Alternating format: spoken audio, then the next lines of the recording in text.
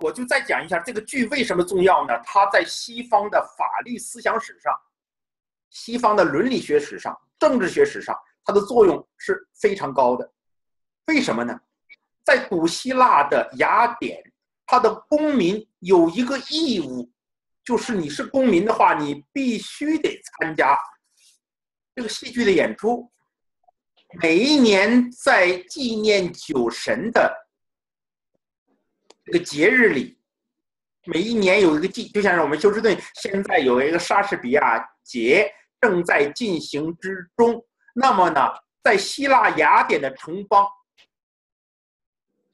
他的公民呢，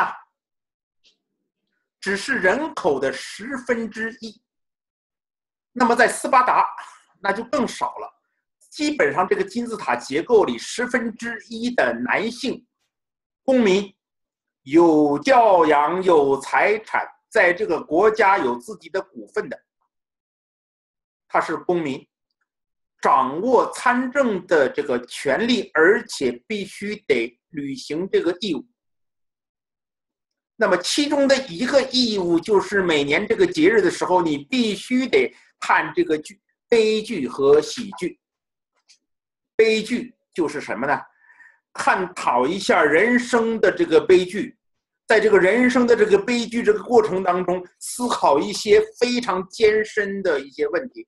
这个艰深的问题是我隔壁的儿子，他是说什么不感兴趣的，因为跟生活没有直接关系。他是一个纯理科生了，正在做什么水污染的研究，进行了一夏天。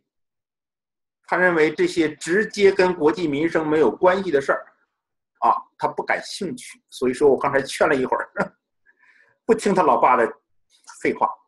那么我在这里再次感谢所有的参加的这个朋友们，用你这么好的时间，周末的时间，听老哈在这胡说。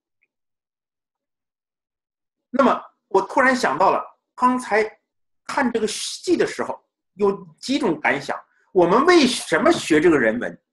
学这个人文这个事情呢，简直就是一个最没有用的学问，不能给你赚任何钱，对国计民生对给你的这个饭票、挣饭票这件事儿没有任何直接的关系。但是这就是我们道家所说的无用之用，真是一个没有用的学问，没有用的学问，这是第一点。第二点，就像古希腊似的，实际上只有在人口的很少的一部分人里边，他才有这个意愿去思考这些没有用的事儿，思考这些人的形而上的这些道理。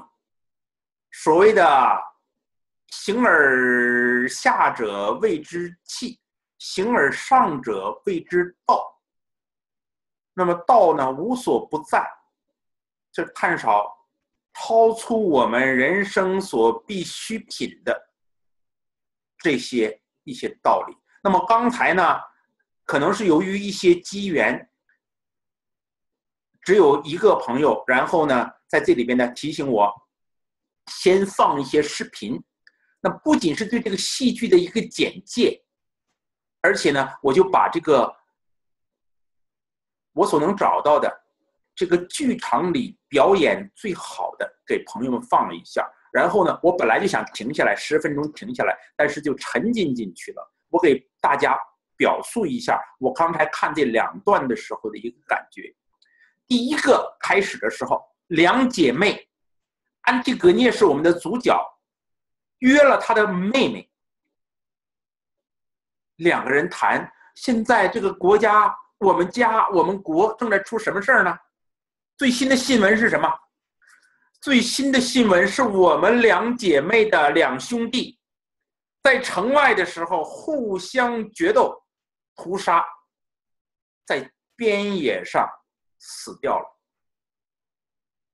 再往回走一点，我们的爸爸和妈妈是谁呢？我们的爸爸娶了他自己的妈妈，杀父娶母，乱伦的结果产生了这个一对兄弟，一对姐妹。这个家族啊，它整个的血缘啊，被神所诅咒了，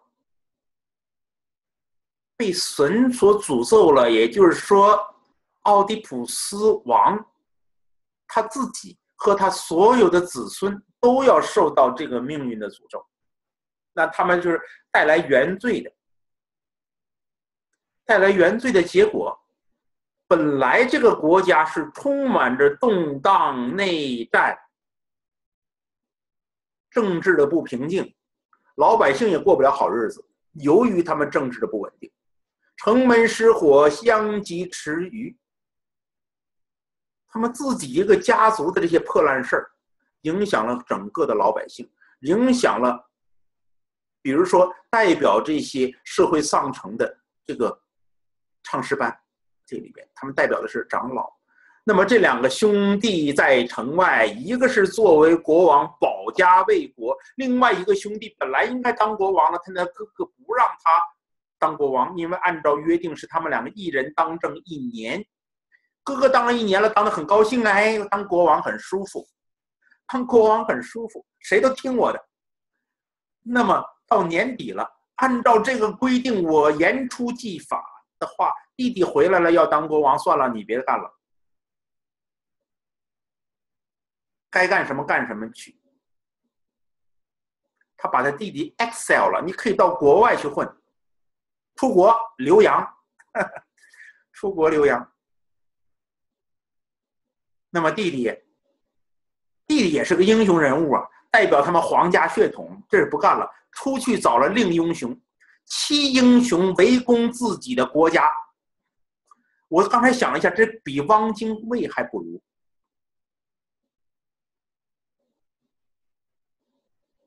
就是带了国家的到国外招外兵，请了6大英雄，都是古希腊的那些英雄人物，围攻自己国家的这个城邦。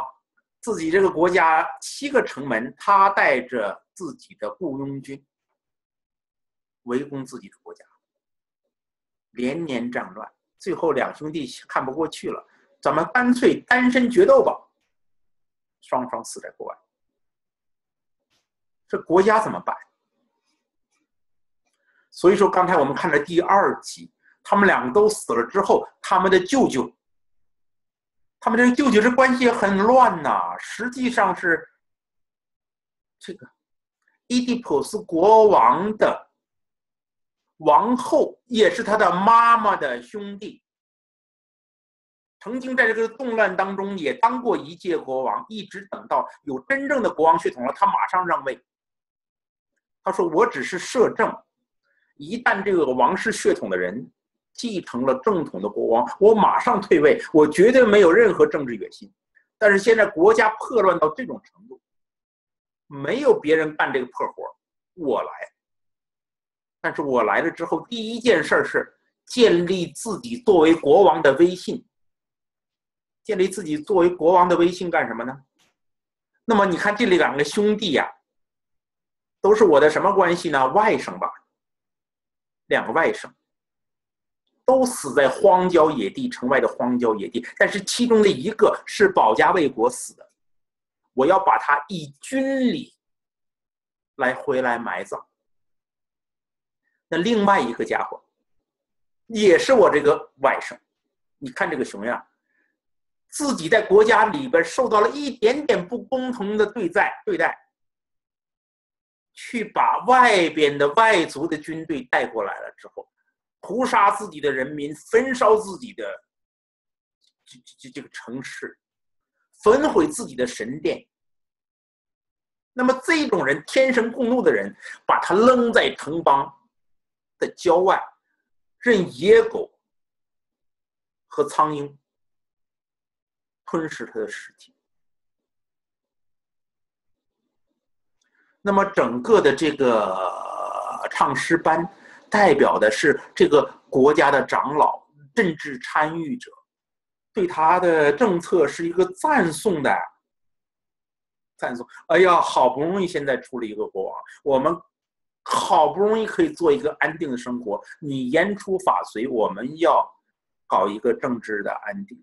这个时候安德格涅出来了，我们的女主人公出来了，她见了自己的妹妹说，你看看这是现在的这种情况，但是我这个弟弟，我这个兄弟虽然死了，他虽然死的时候是违反了国家的这个法律，但是人的死亡以后是比我们生命还长的。